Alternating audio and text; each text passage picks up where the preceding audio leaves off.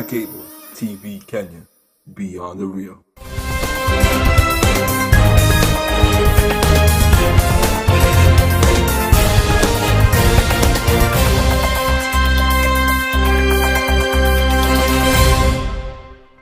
Well, a very good afternoon to you, my dear viewer, and welcome to Sky Cable TV News Desk at 1 p.m. Today being the 17th of February, the year is 2022. A very warm welcome. I am Wanjiko Njau.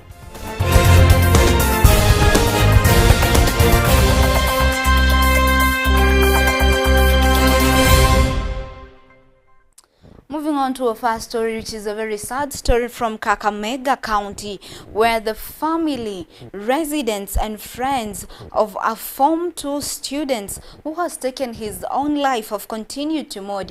They are now calling on to the government to intervene. Tulipata mlango imefungwa kabisa, tukajaribu kupiga ikashindikana kufunguka. Tukajaribu kabisa, tukachukua mtoto tukaweka ndani ya dirisha, akaenda akafungua mlango. Mlango ilipofunguliwa, tulipata mtoto kijana Eugene Opuka amejitia kitanzi. Hakuwa na shida yoyote. Tumejaribu kuulizia, lakini tumepata kwamba shida yoyote haikuwa. Tumejaribu hata kuongea na walimu na wanafunzi pamoja hata na wazazi ama majirani. Tumepata ya kwamba shida yoyote haikuwa. Kwenda kwa dirisha kuita simuoni, nikagonga dirisha ingine ikafunguka. Nilipochungulia ndani nikaona mkono yake tu peke yake, ilikuwa ndio nyako inaonekana. Kaenda kwa nyumba mbio kuitisha, ndio akakuja, tukapitishia mtoto kwa dirisha, akafungua mlango, tukampata kame amejinyonga. Vile nilikuja hapo ndio nilisikia mjukuu yake amekufa. Hata mimi nilishangaa. Ni huyu mtoto ya furaha sana. Vile mimi bila natokanga shuleni mpaka akuje nyumbani tuongee na yeye, aulize kwa nyanya yake hadi mimi nataka chai ampatie. It's a very sad story indeed there. Moving on to our next story, where we're going on to Mwingi, where residents from Mwingi North are now decrying to the government, are now crying out to the government to intervene with claims that Athi River Company has decided to snatch their lands. Mining na tuliweza kutembelewa na kampuni ambayo ilikuwa inaitwa Athi River Mining Company. Na walipokuingia kwa ile mashamba yetu, waliweza kuongelesha wenye mashamba, wakawasema kwanza tuchague komiti. Tuliweza kuchagua komiti. Baada ya kuchagua komiti, ile komiti waliposonga na wao, tukifikiria komiti wanawakilisha mahitaji yetu sisi wenye mashamba, tulikuja kupata ya kwamba komiti imetoka kwa wenye mashamba na wameingia kwa kampuni. Ikawa wakati survey ilikuja, tukitarajia mwenye shamba awe pale wakati survey inafanywa, tulipata ya kwamba tulikuja kupata habari ya kwamba mashamba yetu yamefanywa survey. Ule survey mwenye alikuwa anafanya wa private alikuwa anaitwa Bwana Mbuvi Nzengu, ambapo alikuwa ni ndugu yake chairman wa hiyo liaison committee Bwana Paulo Musimi Nzengu. Kwa hivyo sisi kama wenye inchi wa Gaie tunataka ama tunamwambia ule mheshimiwa ambao ni Bwana Paulo Musimi Nzengu anjue ya kwamba yeye ana shamba Gaie.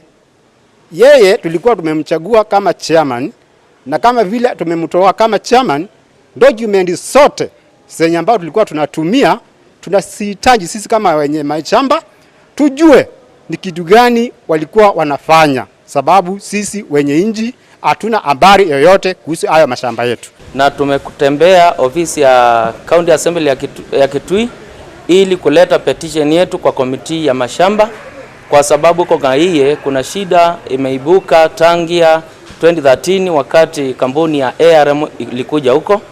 Wamekuwa na interest ya kuchimba madini ya simiti, na mpaka tangu walipoanza ile shughuli mambo hayajaenda vile tuli. In a bid to get into State House through the oncoming general elections, the Deputy President, His Excellency Daktari William Samoei Ruto, has today taken his campaigns to Kirinyaga, where he wows the crowd from that particular area. Umetushikilia miaka yote, na mimi nataka niwaambie watu wa Kirinyaga, na sisi tutawashikilia and we will not let you down. Tutatembea hii safari pamoja na nyinyi. Tunaelewana? Mnajua hapa Kirinyaga tulikuja tukauliza kura zenu, mkatupatia na mkatuongezea maombi. Ni kweli ama si kweli?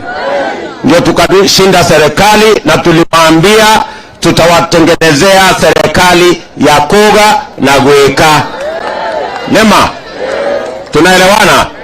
Na ndio sababu hiyo hapa Kirinyaga leo tuko na barabara tumetengeneza, kwa sababu tulisema wakati tunatengeneza barabara za Kenya lazima za hapa Kirinyaga ziwe katikati ya hiyo mpango. Leo tuko na barabara ambazo zimekamilika na zingine zitaenda kukamilika, kilomita 350 mpya ya lami hapa Kirinyaga County. Mimi nimekuja hapa mara nyingi kuzianzisha. Ni kweli ama si kweli? Hapa Kirinyaga watu walikuwa na stima, kwa sababu tulisema wakati hapa Kirinyaga watu walikuwa na stima walikuwa watu 30,000. Leo tumefikisha watu 1,120. A group of prostate cancer survivors from Embu County have now taken it upon themselves to create awareness among men from the region on early cancer screening services, so as to avoid the latter that comes with late screenings. And we have talked about how to go about it. Mainly it's early diagnosis. We want men to be treated early when they have these problems, particularly cancer which also kills. And it can be done by having an annual examination, either of the body or the blood is taken, and we can detect PSAs, which is prostate specific antigen, that actually can tell us when a man is just about to get cancer of the prostate. Kwa hivyo watu wasiogope, waende wafanyiwe hiyo. Mtu akipata hiyo shinda, ukipata hiyo shinda uende kwa daktari umwambie upimwe.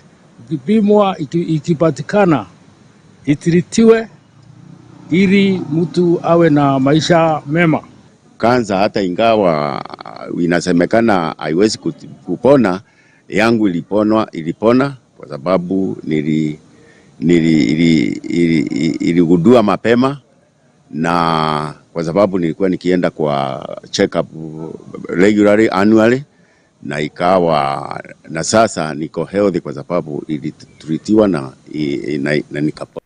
Residents from Ganze in Kilifi County have been urged to elect incredible leaders who will ensure that their natural resources and cash crops are properly catered for. The leaders argue that the locals in Ganze sub-county have been given a raw deal after tons of ballast and stones were excavated and used to build the 3 berths at the Lamu port.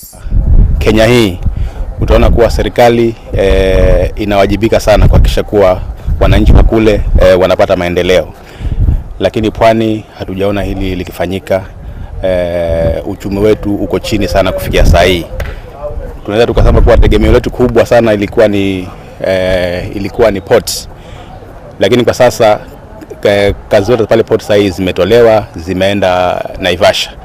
Sasa tumebaki na port tu kama maji, kwa vile bahari tuko nayo hapa, lakini sasa kazi zile zote za muhimu haziko hapa sana, sasa ziko Naivasha. Hii imefanya Mombasa imekuwa ni kama gofu. Wale wote ambao walikuwa wanafanya kazi za clearing and forwarding saizi wako nyumbani, lakini serikali ama hata viongozi ambao tumekuwa nao hawajalitilia maanani hili. Na ukiangalia pia hata katika sekta ya kilimo, hakuna jambo lolote, hakuna mmea wa pwani ambao unatiliwa maanani na serikali. Mara nyingi tumekuwa tukisikia kwa serikali inapeana pesa nyingi kufufua kilimo cha miwa kule Western. Tumeona kuwa Mumias Sugar imekuwa build up na serikali mara nyingi sana. Tumesikia pia the same ikifanyika upande wa ukulima wa kahawa na upande wa ukulima wa chai. Lakini hapa pwani mkorosho na mnazi hakuna kitu ambacho inafanyika. Mkorosho umekufa karibu miaka 20 sasa, ama hata zaidi ya miaka 20. Lakini hakuna jambo lolote ambalo serikali imefanya kuhakikisha kuwa ukulima wa mkorosho unarudi, na hii ndio ilikuwa mainstay ya uchumi wetu hapo nyuma. Kwa hivyo haya ni mambo ambayo ni lazima kama viongozi wa pwani wakae na waangalie. Well, with that story from Kilifi County, we come to the end of our news bulletin here at Sky Cable TV News Desk 1 p.m. More news will keep coming to you on our social media platforms, on Facebook at Sky Cable TV Kenya and on Twitter at SkyCable_TV. A very big thank you and shout out to you all, our dear viewers. I am wishing you a very lovely afternoon and see you once it strikes 7 p.m. East African time, right from Nairobi, Kenya. I am Wanjiko Njao.